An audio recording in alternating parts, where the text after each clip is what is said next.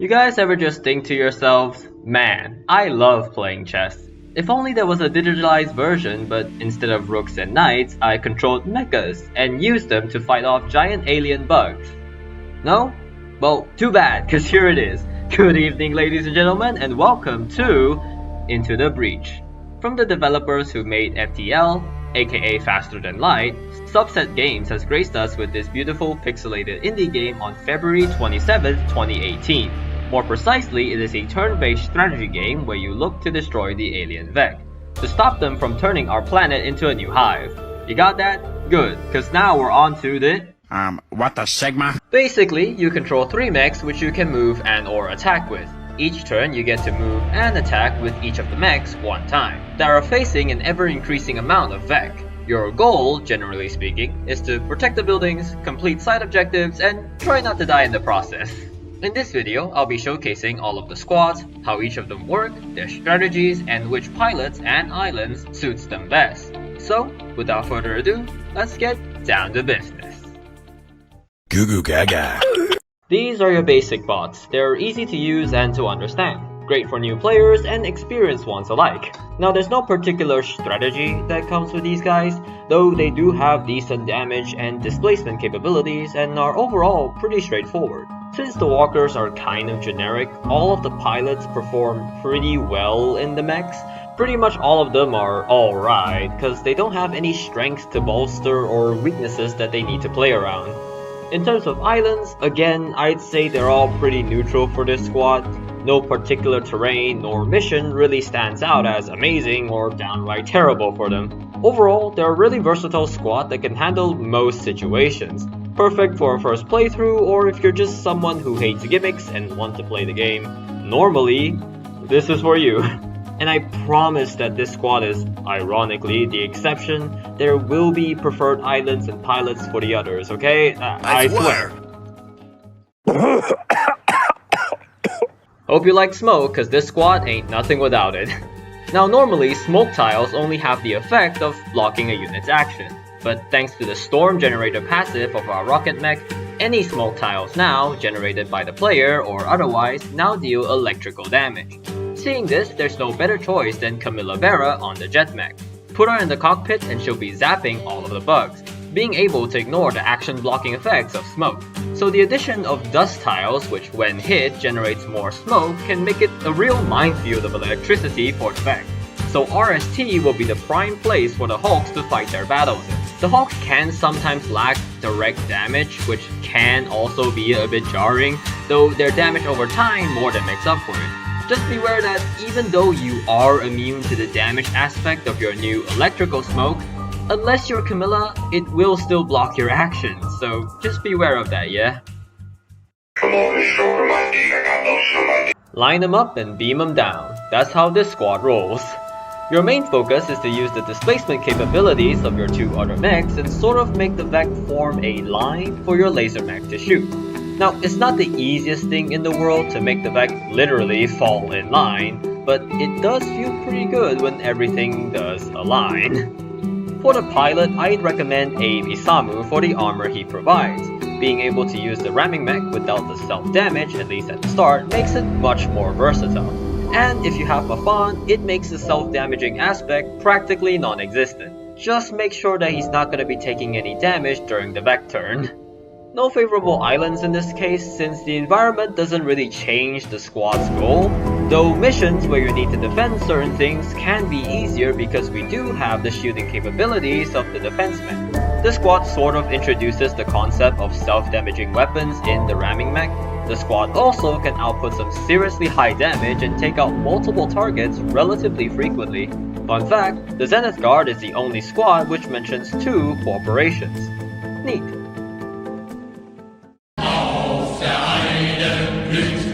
Theoretically able to hit every single Vec on the field, the Blitzkrieg has the potential to deal the most amount of damage in one turn. They're kind of similar to our previous squad in that we're basically trying to bunch up the Vec to get zapped by our lightning mech. And it's not much easier this time around. Running Harold Schmidt or Kazakh is the only way you're gonna get any mileage out of the hook mech. And don't get me wrong, it can have its moments, but the weapon just sucks honestly. And I've kinda realized that most of the squads don't really have a favorable island, so I'm gonna mostly be talking about the pilots moving forward, though I will still mention the islands if they are relevant to said squad. Now, where was I? Ah yes, the Blitzkrieg. Besides needing to basically give the hook mech another weapon, the squad is pretty decent. And a thing to keep in mind is that, just like the laser mech from the Zenith Guard, the lightning mech can't actually move the mech at all. So they are lacking slightly in the displacement, but overall, just like their navy blue cousins, not too shabby. A highly specialized squad with a very interesting strategy that sounds good on paper, but in practice it's less than capable, let's just put it that way. The Steel Judoka's weapons deal abysmal damage, since their whole shtick is to reposition the mech so that they hit each other instead. Having Henry Kwan or Prospero on the Judo mech can help it get into position to move the mech around, and flying does allow for our mech to be usable across chasms and water tiles. But even with that, this squad is just a headache to play.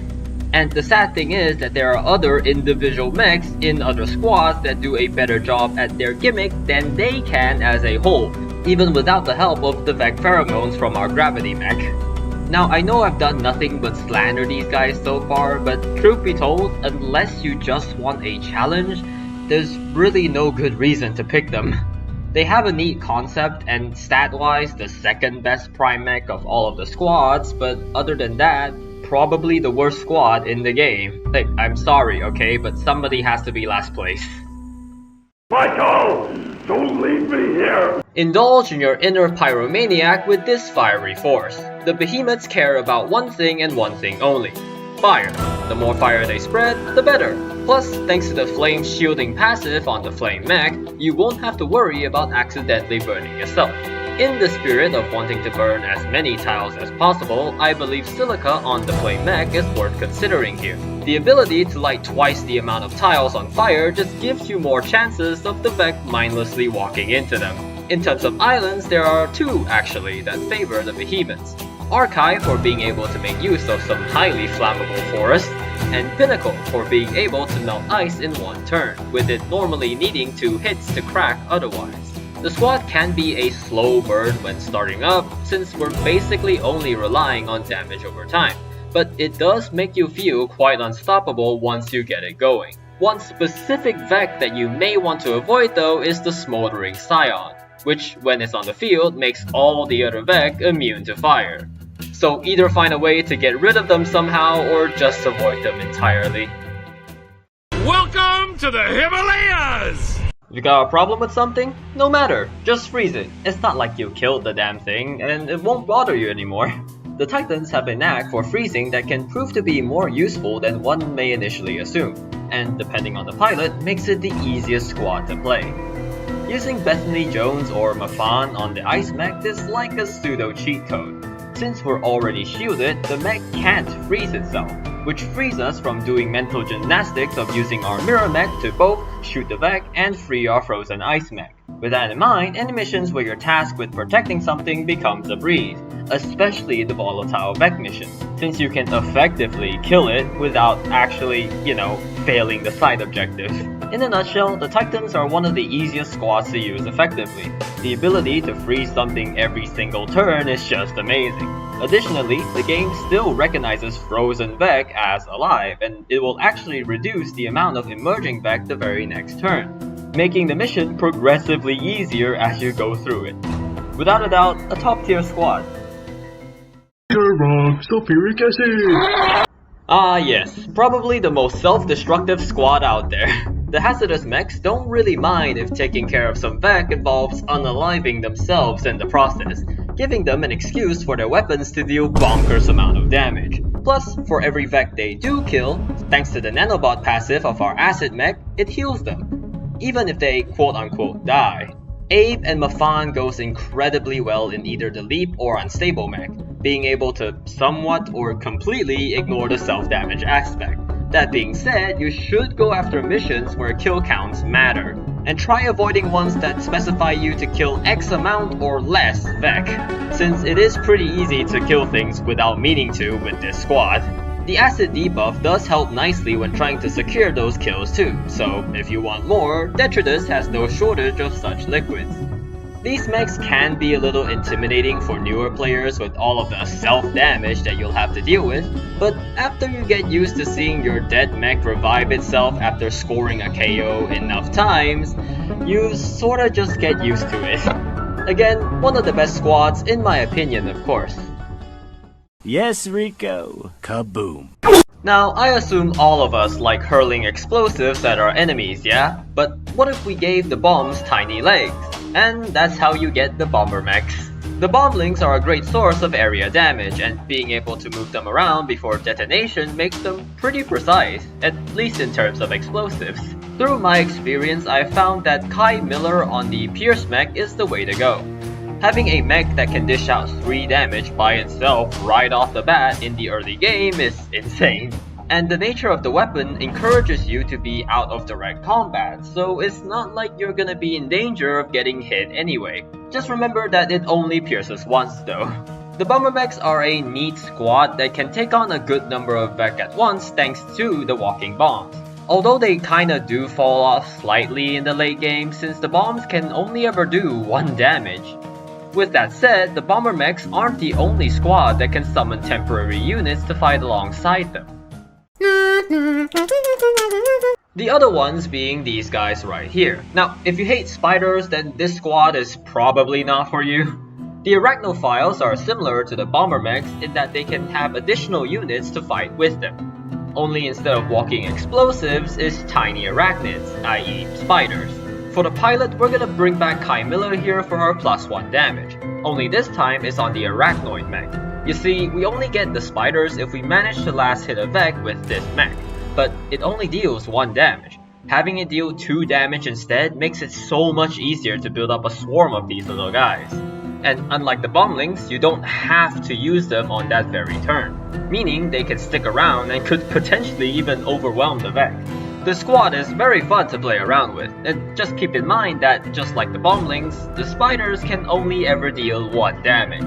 That being said, given some core upgrades, you are given the ability to shoot out 2 bomblings in 1 turn and have the spiders apply the acid effect as well. So if you ever thought that 3 units is just not enough, well, here you go. Now, I hate pollution as much as the next guy, so why don't we clear up some of that smoke, yeah?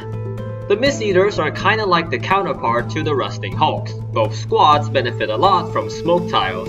This time around, thanks to the nanofilter passive of our Smog mech, whenever our mechs move onto a smoke tile, it not only gets rid of it, but it heals us as well. Now, since our thruster mech has a self-damaging weapon, again, Abe and Mafan works nicely here as his pilot. Though if you are using Mafan, it does kind of make the healing from smoke aspect a little redundant, so Abe could be a better choice here to make great use of the squad's gimmick. And RST with all of his extra dust tiles makes it pretty hard for the Eaters to sustain much damage, if any at all. The squad is very interesting as when you're able to play it right, you can forego pressing the repair button altogether, though I did wish the control mech did give us full control of a Vec instead of just being able to move it around. Nevertheless, a unique squad for sure. Similarly to the Mist Eaters, the Heat Sinkers are like a distant relative to the Flame Behemoths, both making great use of fire tiles. With the heat engines on our Napalm mech, every time one of our mech moves onto a flame tile, it gets absorbed, becoming boosted, giving it +1 damage. Now, even though the Quickfire mech can be really useful, hitting 2 things in 1 turn, the lack of any displacement before any core investments I feel really hold it back. So I'm gonna recommend Harold Schmidt for it. Having the ability to move the Vec around is very valuable, and especially in those cases where we can't directly kill them. Lastly, they'll be good on Archive and Pinnacle for basically the same reasons as the Behemoths too. All in all, having the capability to almost always have that +1 damage can prove to be very useful, helping us to hit those crucial HP breakpoints. A very intriguing and fun squad, kind of like all of the Advanced Edition squads actually. The sound to the earthquake. And last but certainly not least, we have the Cataclysm.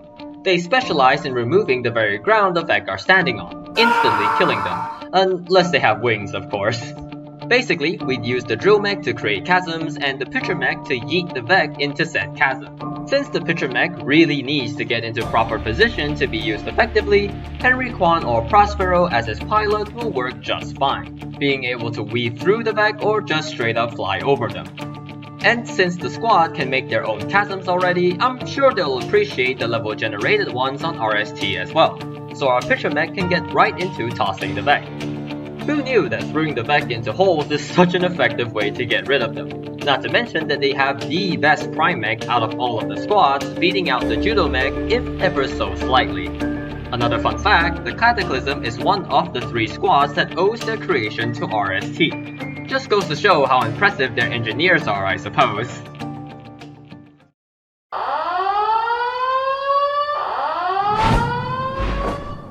Alright, you heard the warning. So originally I was planning on unlocking the squad myself, before realizing that would take way too long and this vid has taken me much time to make already. How much you ask? Well, enough. So of course the credit to this footage is in the description below. Now about this squad. You're basically using the Vec to fight the Vec here, that's the big shocker. And mechanically they do kind of remind me of the Riftwalkers. Yes, your very first squad. In fact, these are the only 2 squads in the game where each of the mechs can do damage and displacement on their own, so they do share this inherent versatility.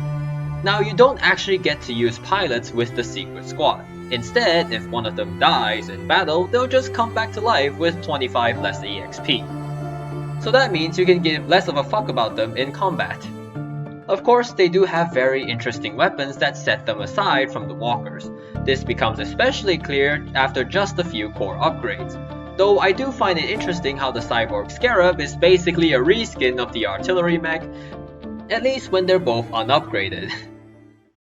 Yo, welcome to the end, and damn, 100 subs. Thanks a lot you guys, that's a lot of goofy goobers here who had decided to give me the time of day. And oh, if you recall, in this particular tabs vid, I did try to make a video about this game before. Long story short, I made do.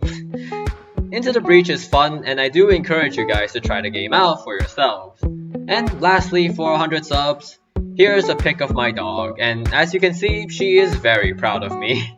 Thank you all so much for watching, like and sub if you enjoyed, and have a wonderful rest of your day.